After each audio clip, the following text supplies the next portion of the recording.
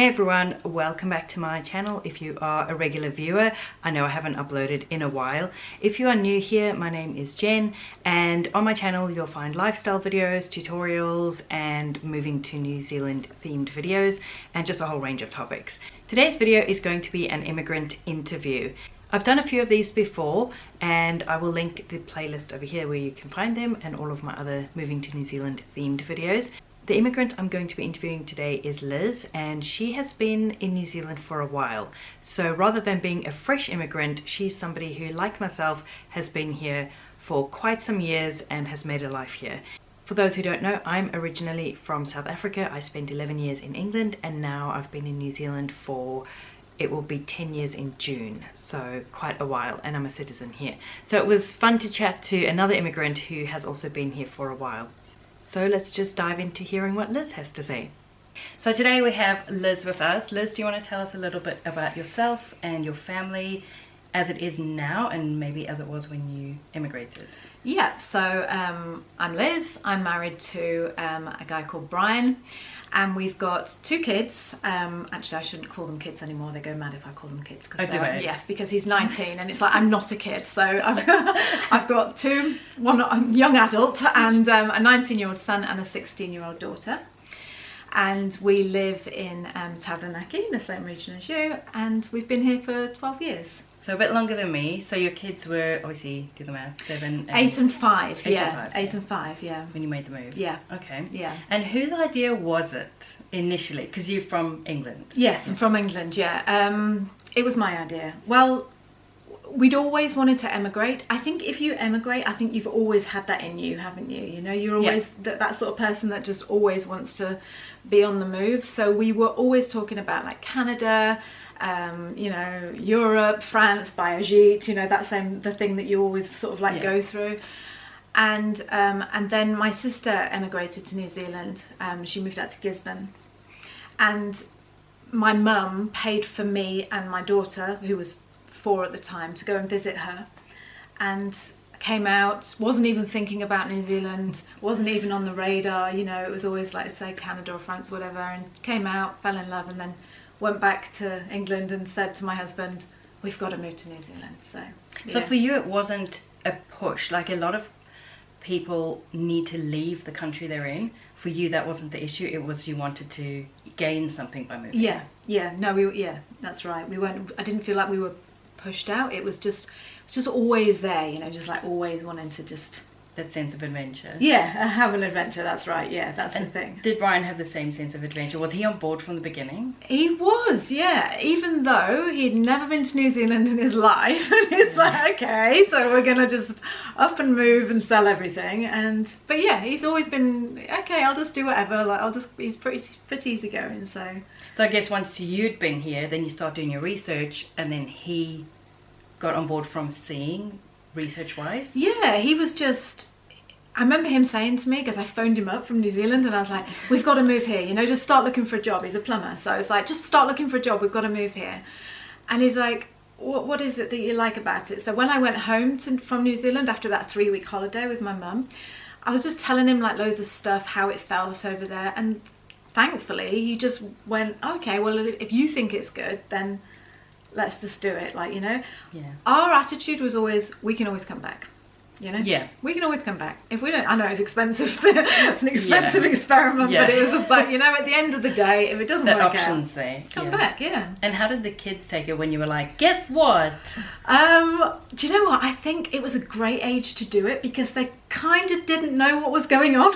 You know, it's like, oh yeah, we're moving to the other side of the world. They were like, oh goody, is there a playground? And we're like, yeah. You know? For us, the cutoff was before our eldest started high school. Yes. So our kids are the same ages, and for us that was, we really wanted our kids to be settled before high school, because that's when it kind of gets a bit more tricky, and they get their friend group, and you don't want them to be unsettled. So yeah, you're right, it's the timing of it.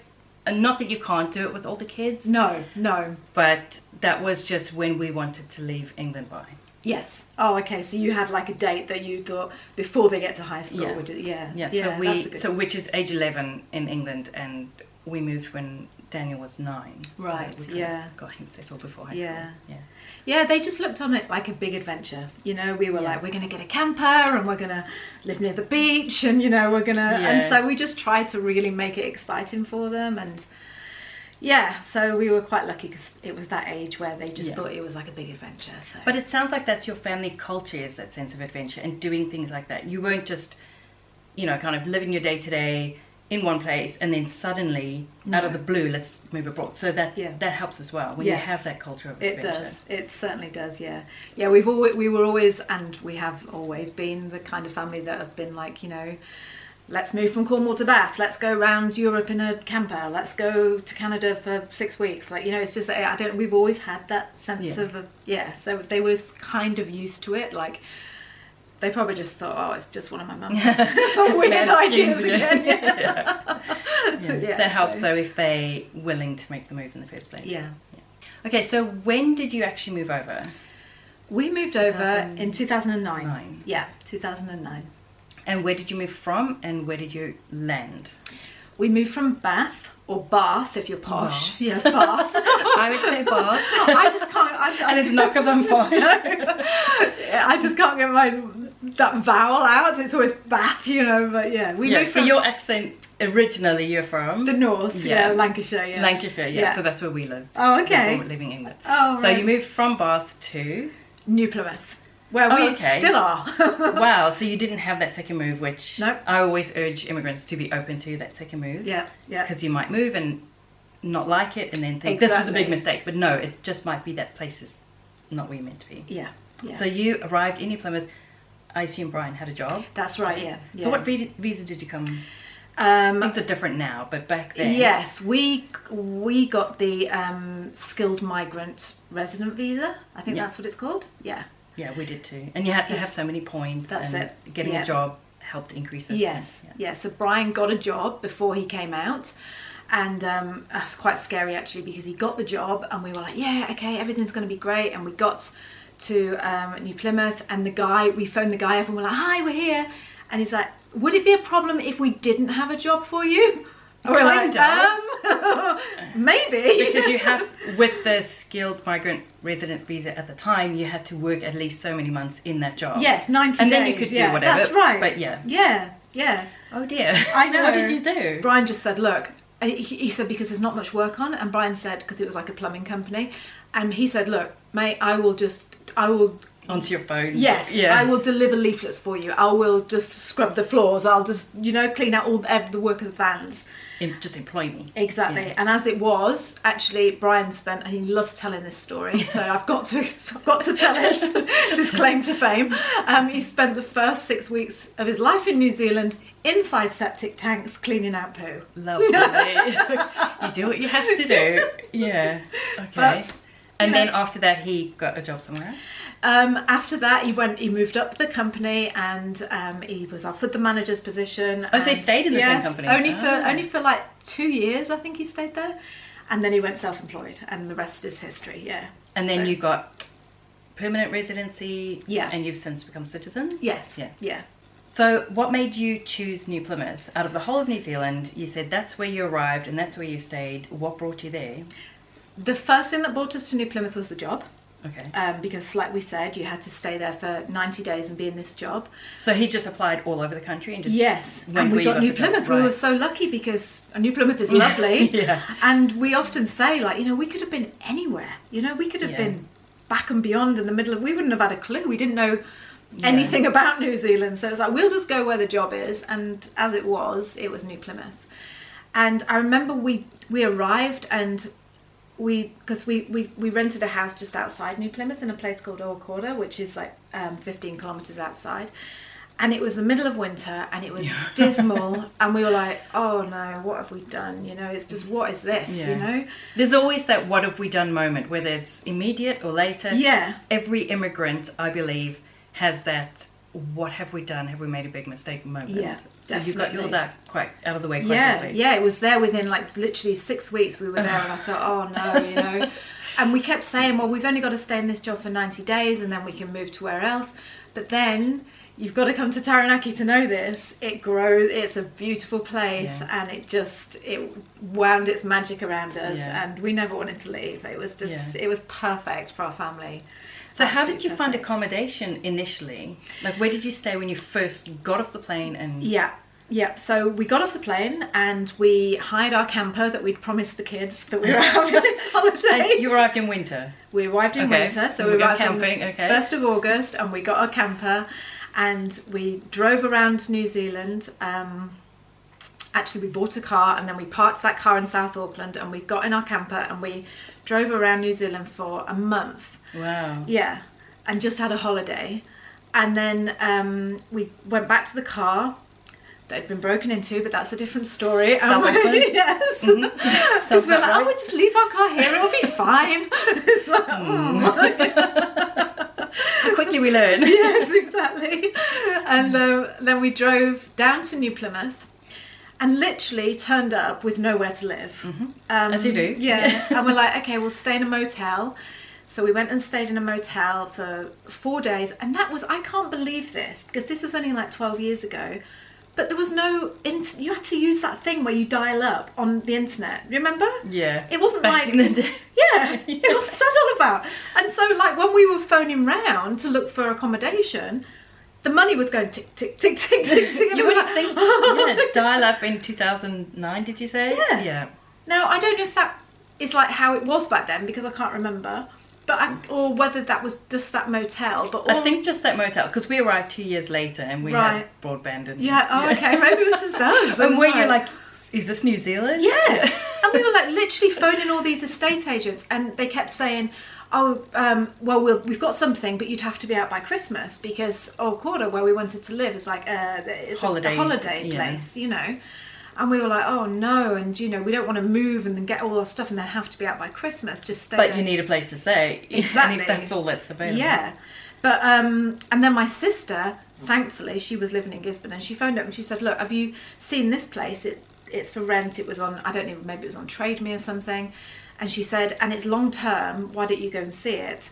And we did, and it was right on the beach, and it was beautiful, and it was perfect, and it was great. It was, yeah, it was one of those moments that you think, how has this happened to us? Like, you know, is this real life? Yeah, because I envisaged us sitting in the motel forever on dial-up. Christmas, you know. Yeah, tell me you got broadband. Yes. So how long were you in that rental, and have you bought since? Yes, we have bought. Yeah, we've built our own house. We were in that rental for 2 years, 18 months, yeah, maybe 20 months, something like that. And then built, or have you had subsequent moves? No, we were building while we were in the rental. So yeah, we were in the rental and we were like, okay, we've got to start looking for places to buy, and we looked around at loads of places, and none of them ticks the boxes. You know, so you think I'll just make my own. Yeah, so Brian isn't, like I say, he's a plumber and electrician, and you know, he's in that sort of business, so it was like, why don't we just build our own house? And it's always like been our dream to build our own house. And actually the cost of building our own house, I wouldn't recommend it for stress value, but the cost of building our own house was actually probably cheaper than buying our own house. Yeah, it's just having that overlap of staying somewhere while you're building, and the stress factor. Yeah. Yes. 2 kids, and just your hands full. Yeah. And you reckon you'll be staying there? We've been there. It's funny because we were talking earlier and you said this is the longest you've ever lived somewhere, and that's the longest we've ever lived somewhere ever in our life. So but is that good, or are you starting to get itchy feet? I'm getting itchy feet now. Oh, yeah. And we did go around the world for a year. I told you that. You know, we went backpacking around the world for a year. So we've sort of taken a year away from New Zealand to backpack around the world with the kids, and so that sort of like gave us that adventure break. Yeah. And we rented the house out and stuff. But yeah, I'm sort of starting to think now, where's next? Yeah. Exactly. As in travelling, or where would you like to settle next? I don't know. I think I just want to travel. I think. Yeah. Damn COVID. Yeah, I know, exactly. Yeah. So have you travelled much in New Zealand? Yeah, loads. Well, I say loads. I think loads, but maybe compared to others. But yeah, we've been all around the South Island. We've been right to the top of the North Island. We've been to either side, Gisborne, you know, like east and west. So we've done quite a lot. You never hear anything about Northland or the very north of New Zealand. You never hear about them. No, you don't. And yet I talked to a girl about she was doing a tiny home she was moving from New Plymouth. Right. And moving to building a tiny home in Northlands, and she was telling me about it, and it sounds like paradise. So you haven't been to her tiny home? No. She keeps that saying, on the agenda? Yeah, definitely. Yeah, she's like, why don't you come up and see the tiny house? And I'm like, yeah, definitely. Yeah. So I'm curious, once you'd made the decision, like, we're gonna go to New Zealand, from making that decision to actually arriving, how long was that process? For us, it was super quick. When you talk to other people and they're like, oh, it's taken 2 years or something. 2 years. Yeah, really? 2 years? Yeah. Okay, so we started applying in, I think, about 2nd of February. And we were actually granted our visa in June. Wow. And we were living in New Zealand in August. Wow. Yeah. So did you have a bit of a scramble tying things up on that side, or were you pretty ready to go? We just put our house on the market straight away. As soon as I came back from that holiday in New Zealand, we were like, okay, well, this is what we're going to do. We're going to go to New Zealand. So we just put the house on the market. Luckily, it was all ready to go on the market because it'd just been painted and everything. We just said, okay, we'll put it on and we'll start our application. And so the house was on the market, and you know, like sometimes everything just falls into place like it was meant to be, you know? Yeah. But in England, that people can pull out right at the last minute. So although you think you've sold your house, right at the last minute they can pull out. And that's what happened to us. We'd sold it. We were on our way, you know, like we were thinking, okay, we'll be gone we'd booked our flights. I think our flights were leaving in about 8 weeks or something like that. And they pulled out, and yeah. What did you do? Cried. A lot of it. And then had lots of wine. Because the panic, because you don't know how this is going to play out. No. How did it play out? Luckily, again, it was one of those things that, you know, that you'll always look back and think, how did that happen? There was just someone else waiting. We were selling it privately, and they just called up and said, you know, is the house still available? And we were like, yeah, actually, it's just come back on the market. And he said, we'll have it. And that all went through. It all went through, yeah. So when did you have to move out? Did they let you stay there up until you left? No, we moved out and we stayed with my mum for 3 weeks. Yeah. That's also stressful. Yeah. As much as you might love each other, that's also stressful. Yeah. And so when did you ship all your stuff? Because I imagine you've sold your house, you had to pack everything up and get out anyway. You might as well put it on a container. Yeah. So, we shipped our stuff, I think it was about 2 weeks before we flew out. Okay. Yeah. And you were staying with your mum. Yes. So then once you got here, you were travelling, so you didn't need your stuff. No. So that's how you got around that. Exactly, yeah. So we had a month. Yes. Yeah, so actually we were only without our stuff for about 2 weeks, because it took about 10 weeks to come over things, if I remember. Okay. Yeah, so we were without our stuff, about 2, maybe 3 weeks. After you moved into your rental? Yeah. What did you do? It was fully furnished. Oh, okay. Yeah. So then what did you do with your stuff once it arrived? Again, really, really lucky. This place that we rented had a huge double garage. Oh, so you just put it all in there? Yeah, and it was empty. And we said, can we put our stuff in your garage? And they're like, yeah, just go for it. Brilliant. Like Kiwis are, they're so laid back, aren't they? Yeah. And they're just, you know, just so nice. And she just said, yeah, just help yourself. So it literally got delivered from the side of the street, out of the container, and into the garage. Just in the boxes? In the boxes. Nothing got open. I mean, maybe a couple of the kids, the kids opened like some of their toys and things like that. But in fact, they did open their toys, not maybe. They did. Yeah. Like, oh. My stuff. So then I'm curious, once you actually built your house and moved in and opened those boxes, were you like, why did I even bring this? Because I've done without it for so long. 2 years. Yeah. 2 years we did without that. Yeah, exactly. So did you declutter, or were you like reunited with your stuff and happy to see it? We were happy to see it. Yeah, we were happy to see it but yeah, I totally understand what you mean, and it sort of, makes you think. It does, it does. Yeah, shipping our stuff and being without it for 6 weeks, you do, well, when you're packing, you're making a decision with every item. Yeah. Am I willing to pay for this to be shipped halfway around the world and then have to deal with it on the other side? So that can be a bit of a filter. Yeah.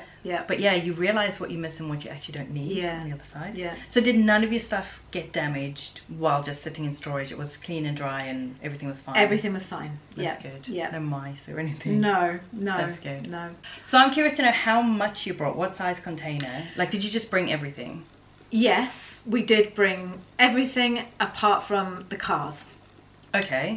So we had a 40-foot container. Right. And we didn't even have a big house. You know, we lived in a little 3-bedroomed, I want to say cottage, but it wasn't a cottage, but it was an old property with tiny little rooms. So not a lot of built-in storage or anything. No. Yeah. So I don't know where all that stuff came from, but a lot of it was we brought like the lawnmower. We bought Brian. Oh, you did? Yeah. Oh wow, we didn't bring any of that. Oh, didn't you? Just with math, like it can be an issue. You just need to get a husband that cleans it thoroughly for you. None of us could be bothered. No. At that stage, we're like, we bought everything, and Brian he's got, like I say, he's a plumber, so he's got stacks of tools. He brought all those with him, like his ladders, and he's got one of those, they call them four-wheelers here, but like quad bike. Yeah. So we brought the quad bike. Wow, okay. And we brought the trailer for the quad bike, all the kids' bikes, all our skis, everything that we've got. Yeah, you know? and those are awkward. Big, like a bicycle, you can't pack a lot around it. No, they're going to take up a lot of space. Yeah. So 40 foot.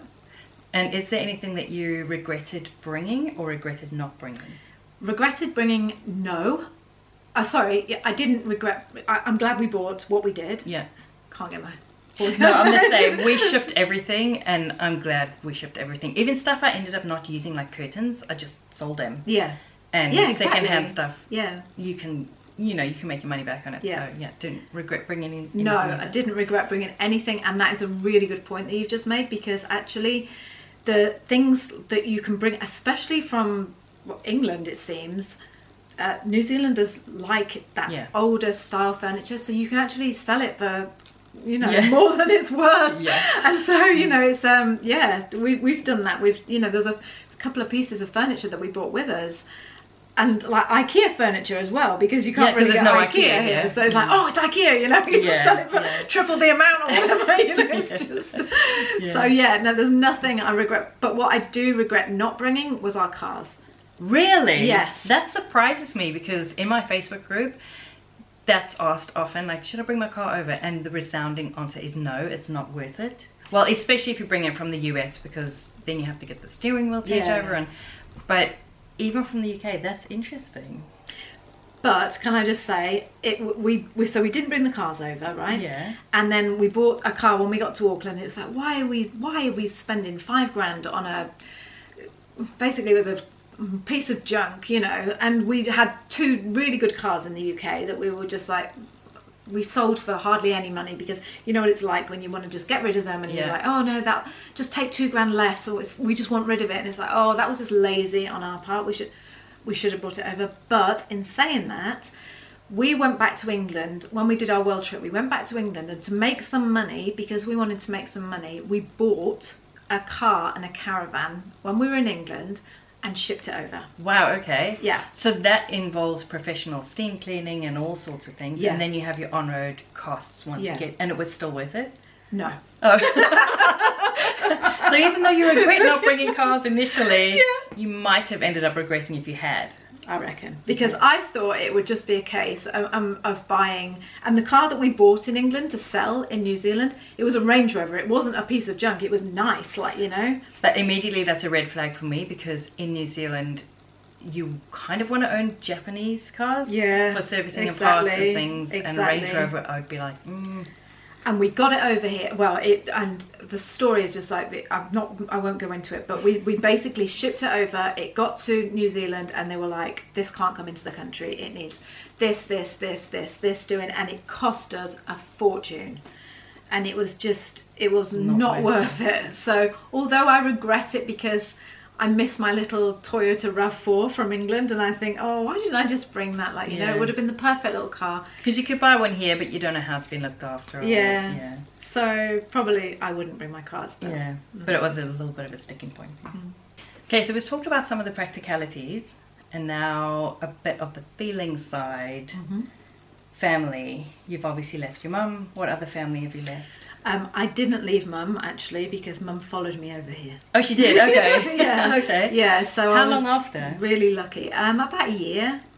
Yeah, about a year. So the family that I did leave in England was my brother and all my nieces and nephews, and Brian left all his family. So literally, his dad and his mum was still alive then, and his sister, and yeah, so that's really hard. So yeah. how have you coped with that? How have your kids coped with that as well? The kids seem to be fine, because Brian's mum and dad came over, and they spent, like, when we lived in England, we lived in Bath and they lived in Cornwall, so we were lucky if we saw them maybe 4 or 5 times a year. But they came over to New Zealand and they stayed with us for, like, I think it was 7 weeks, maybe not that long, maybe 6 weeks, but like 24 hours a day they had their grandma and granddad with them. There's pros and cons to that. Yeah. That intense time can be really quality when you get to see each other so much. Yeah. But you get to see each other so much, it can kind of feel like a lot when it happens. Yeah. True. So did they stay with you in your home? Yeah, they did. Yeah. So you showed them around and really... Yeah, we did. They came over to New Zealand, and we would just spent like all this time with them, and they had time with the kids, and we were just, it was really good quality time. And then 2 years later, or maybe 18 months later, we arranged to meet them in America. Brian's brother lives in America, and we had that as our meeting place. That's nice. Yeah, so it was like they knew they were going to see their nan and granddad again, and Brian knew he was going to see his mum and dad again, and it was just, it's not easy. I'm not going to say it's easy, because it's not. It's just, but there are things that you can do that make it easier, like knowing that you're going to see them for that period of time, that big chunk of quality time, It's so just, having plans in place. Yeah. So how often do you get to see your and his family? My family, the last time I saw them was when we travelled, when we went overseas, and we would travel for a year. I went to see my brother, and now we haven't seen them for like 2 years. No, 3 years. 3 years. And who knows when, with COVID and everything closed. That's hard. And I'm curious now about your mum moving over. Was that on a parent visa? No, she just got, her husband, so she remarried, and her husband, she got a toy boy, and As you do. yes, and her husband got a job over here. He's an engineer, and he got the same as us. He got the full resident visa. So was he under 55? Yes. That's toy boy. Yeah. That's brilliant. Yeah. Because the parent visa is so difficult to get, and that's closed at the moment, and well, everything is. But so that's interesting. So how's your homesickness been? Did that kind of take a while to hit, or have you had homesickness? Yeah, I did definitely have homesickness. Yeah, I think the first few months were the worst. Okay. Yeah. That's interesting, because sometimes there can be a real holiday, honeymoon period, and it can hit later. Yeah. So initially you felt it. Yeah, I think it's because we got here, and like before you move, it's all like you're all busy and you're doing loads of research and it's all exciting. And then you get here and your husband goes to work, or your wife goes to work, or partner, or whatever, they go to work, and like as it was with us, I wasn't working and I was just sitting at home, the kids were at school, and I was like, oh, well, this is, and you feel the lack. Yeah, the I did. And that time difference, you can't just pick up the phone. No. And I remember phoning Brian's mum and just like crying my eyes out, just like, oh, I really miss you. And she just said, oh, just give it time, Liz, just give it time, and it'll, you forget about those feelings, actually, Do you not get homesick anymore? No. That's interesting. I get homesick for Do England. you? Yeah, for England. And it's not that I want to live there again, but you do miss a life, or you miss that. I guess I miss a period of my life. But yeah, I get homesick for England a lot. Do you? Yeah. How long did you live there? 11 years. Right. But when you are homesick, like, how do you cope with it? Or how did you cope with it? Any tips for anyone? Because it's just hard. Like, there's no magic wand. So if there's anything... No. I would just say, like, my sister, she had this she's got 2 little, well, they're younger than my kids, but they left their, her husband's mum and dad in England. And every day, without fail, she would set up her iPad on the kitchen bench, and they would FaceTime while the kids were getting ready for school, having their breakfast. To me, that was always a bit, because I'm a bit... FaceTime yelling at the kids. Yeah, exactly. FaceTime does my head in. It's just like, you just, I don't know. It's just, awkward. It is, yeah. But to them, it was part of their life. And they would set it up, and they would just, every morning, hi Nanny, hi Granddad, what are you doing today, darling? Oh, I'm playing rugby today and I'm doing this and it was just, they were there, they were part of their life. And I remember my sister saying to me, it's like they live with us. For 40 minutes every morning, they were there. If you were dedicated to doing that, and especially if you've got little kids who are missing their grandma and granddad or whatever, and you just thought, that's what we're going to do. They're there, even if you don't chat, even if they're just watching you getting ready. And they can come and go and you can come and go. Yeah, exactly. Really nice, so it's not this big, okay, we're phoning Nan and Granddad, like that's what sitting down. Exactly, yeah. Interesting. It was just part of their life. So I think that was a brilliant tip, you know, just to... But for me personally, we didn't do that. But what we did was just made plans. We just always had something. Oh, in a couple of months we're going to see them, or next year they're coming to see us. And I know it's not ideal because, like, especially now you can't. Now you can't. But yeah, having that to look forward to. Yeah. Has Brian been homesick? No, well, not really. No, he's a big Liverpool football supporter, so they watch constant telly and constant games, and they're constantly texting each other on their on their football chat. So whenever I see him, he's always talking to his dad about football, and so no, I don't think. And your kids? No. So they were fine, leaving friends. Yeah. Wow, that's quite unusual, because usually kids are just like, my friends, I don't want to leave my friends. Were yours like that? My kids were a bit like Daniel. I remember him saying to me, why do we have to leave? Our life is perfect. Oh. And we said to him, you need to trust us, because you don't know what you're missing, but we know what you're missing. And if you can show them what they're going to gain, until you show them what they're going to gain, all they can see is what they're going to lose. I'm going to leave my friends, I'm going to leave my house, I'm going to leave my school. But if you can show them what their life can be, or like what you're going to gain, that helps. But it wasn't long after we arrived here and we were on the beach and just enjoying New Zealand life, and he came running up to us and hugged us and said, I get it now. Oh, really? And it was so rewarding for us to be like, yes, you know, there's things that we wanted to give you that you didn't even know about. But that's really nice. They settled quite well. Yeah, my two did. They just, you know, they had lots of friends here. I suppose it helped because my mum came over as well. That's a massive thing, isn't it? We were really, really lucky that she did follow us over. But we just made life, I don't want to go, like, we made it so exciting because it's not perfect, obviously. It's not going to be... But you build a life of value. Yeah, you do. And like you say, oh, let's go to the beach today and like have a picnic. They wouldn't have done that in Bath. There wasn't any beaches in Bath. So it was like, you know, you'd have to go to Bristol or whatever and just... So it was all new to them. Yeah. So they finished school, then you left England, like the school year. We just took them out of school. It was so close to the end of the year. And then you travelled here. And then when did you put them into school? I think they had about a week. So we went travelling in our camper for a month, and then, or however long, 4 or 5 weeks. And then they went to school about a week after moving into that rental that we got. So that was July, August? That was August. So then it was just a term and a half really until the end of the school year. Yeah.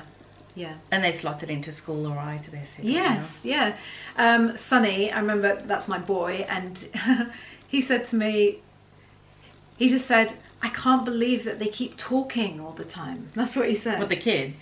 The teachers and the class, they involve each other. So he went to a school in Bath where, you know, the schools are very different the way they treat their kids. And he went to a school in Bath where it would be like, okay class, sit down, settle down, and the teacher talks. He couldn't believe that in New Zealand it was like, gather round, what do you all think of this? You know, like, we're going to talk about this. And he was like, we're allowed to talk. I'm not being like, you know, of course they were allowed to talk in England, but so he couldn't quite get his head around that, you know, we're allowed to talk. And the other thing he said as well was, I don't really understand what they're saying. We haven't got used to the accent. And how was he embraced as being different and foreign? What, when he was little? When he first started school? Yeah, well, that got him quite upset. I remember we were walking back from different? School. Yeah. Okay. And he just said, I can't understand what they're saying.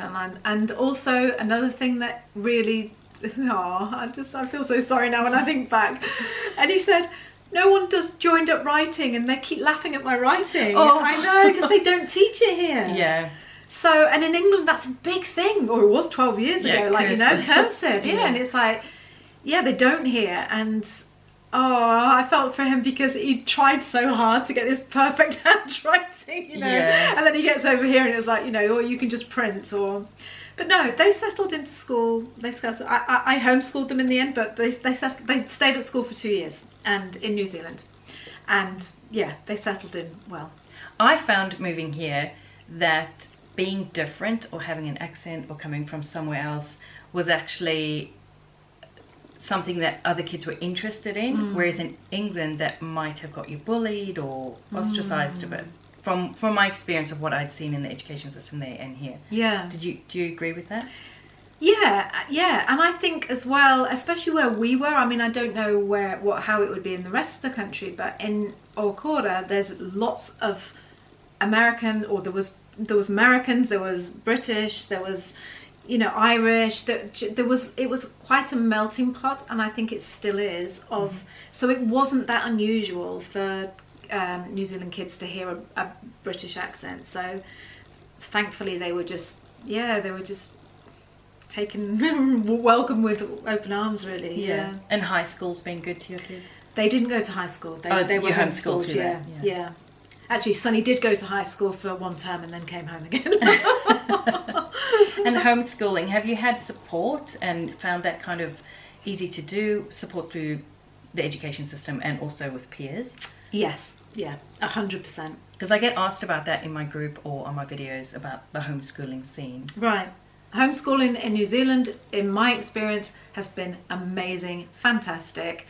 Felt so supported, a brilliant group in New Plymouth, you know, like there's over 200 families, we each with like 3 or 4 kids or whatever, so imagine that, you know, that's a big number of kids. Yeah. Education, so the government support, you know, it's not a lot of money, but you get, I mean, to be honest, it's not much, but it is some. And yeah, I just found it a brilliant experience. Yeah. So if you have any resources around that, can I leave that in the description? Yeah, certainly. You'll share some links. Yeah, definitely. Yeah. Awesome. Yeah.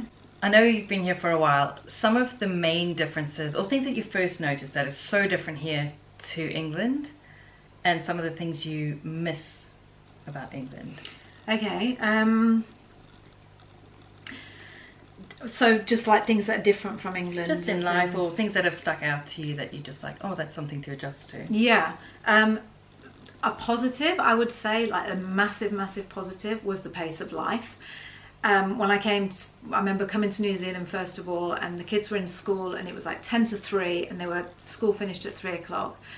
And I remember I was in town, and I started literally having like heart palpitations, thinking I'm not going to be there in time, you know. And I was with a friend, and she was American. She just said, you know, don't worry about it. They'll just play in the playground. And I was like, no, she's only 5. I've got to get there, you know.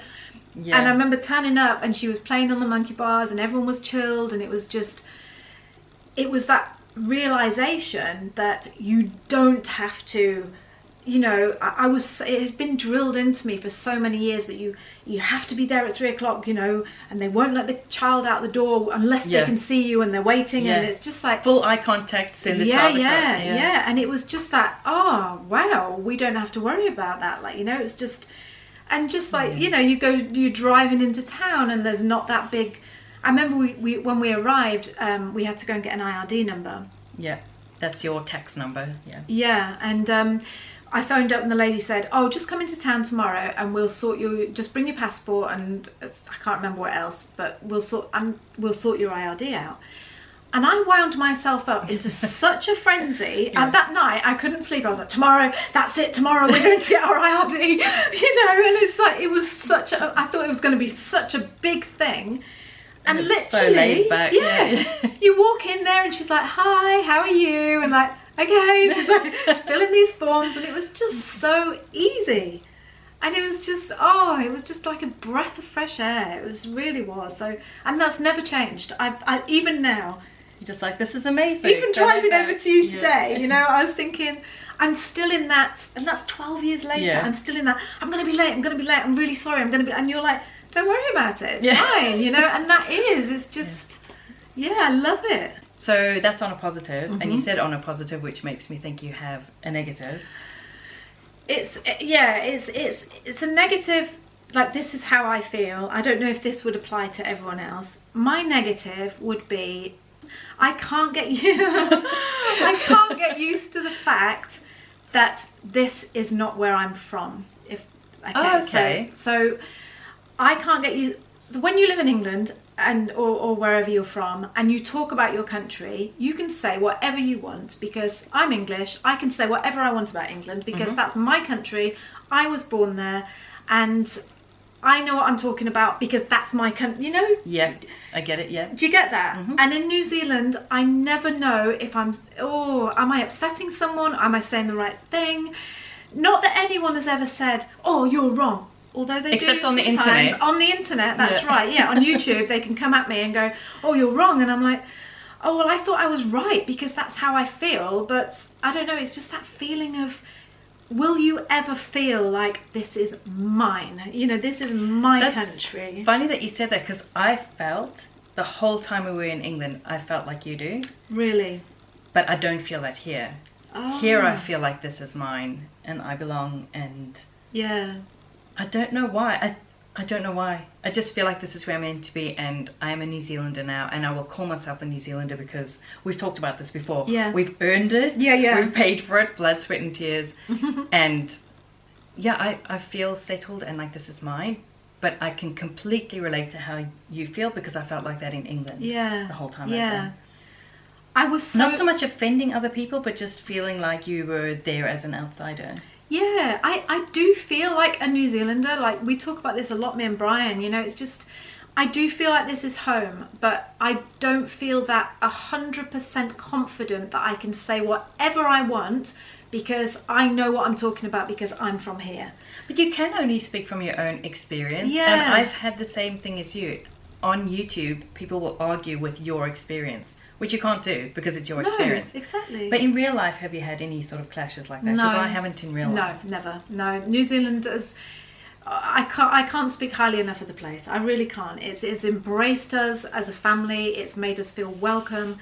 And like I say, the only time that comes about is on the internet, really, isn't it? Which I think is an internet trolls problem. Yeah, and not your problem. Exactly, yeah. But will you ever feel that? I mean, do you feel that? I don't know, that deep-rooted, this is where I'm from, this is where, you know? I don't know if you can as an immigrant. No, I don't think you can. It's that kind of DNA heritage almost of, you just, it's not there. And I wasn't expecting that. No one warned me about that. And maybe it's not a big thing to people, you know, maybe they would just think, oh, that wouldn't bother me. But I don't know, that's the thing that I always, you know? Yeah. I don't know, you just... Are you ever going to feel that, no matter how long you've been here, are you ever going to feel that I truly, truly, truly belong? Yeah. I don't know. So do you think you'll stay in New Zealand for the rest of your life? Yes. Yes, I think New Zealand will always, well, I don't want to say for the rest of, maybe not for the rest of my life. But your plans at this stage are to stay here indefinitely. Yeah, definitely, yeah. When you were planning to move here, you'd obviously visited, but Brian hadn't. When you were picturing your life and making your plans to move here, what were your expectations, and did it kind of play out? Did it meet those expectations, or was it different? That's a really good question, that, because you spend so much time dreaming and planning. Do you know what? Not so much time for you, it was quick. But, no, but you know, I was thinking about this yesterday. I remember buying this dressing gown. This sounds so silly. I bought this dressing gown from Marks and Spencer's, right? Yeah. And I put it on, and I remember thinking, when I move to New Zealand, I'm going to wear this dressing gown and I'm going to say, children, breakfast is ready. And I had this image that my life was just going to be like this perfect, you know? That's a fresh start, isn't it? A fresh start. And I've got my new dressing gown and, you know, and I'm you're going to beat that mum. Yes, I'm going to be really nice and were to the you children. That mum? Were you nice to your children? No, the old nightie just stayed on and, you know. But in answer to your question, we really hoped that our life would become less stressful. We really hoped that we'd have more time with the kids. We really hoped that we'd have more time just as a family to just not always be in the car and commuting and busy and 100% that came true. Okay, so that's definitely met your expectations. Thank you so much for sharing your story with us great. today, and tell them where they can find you, because you and Brian have a podcast and YouTube channel, so tell us about that. So me and Brian, I've got a blog that I wrote about all our travels and our move into New Zealand and our homeschooling, which is I can give you the links for that if you like. And we've also got a podcast. I do a podcast with my husband where we talk about New Zealand and life in New Zealand and moving to New Zealand, and that's just on YouTube under It's a Drama, or Apple Podcasts It's a Drama. I'll put all the links down below. Okay. Yeah. Awesome. So thank you so much. It's been really great. Thank you. Yeah, I enjoyed talking to you. Yeah, you too. Thank you. I hope you enjoyed seeing Liz's perspective as an immigrant who's been here for a while. If you are thinking about moving to New Zealand, I would recommend joining my Facebook group. I will link it down below. We have around 20,000 members in there, and it's a great place for peer support to get different perspectives and experiences from those who are also planning on making the move here or who have recently made the move. I also have a playlist of videos that you may find helpful. I will link everything down below, and I hope it will be of some help to you. Thanks so much for watching, and I will see you in the next one.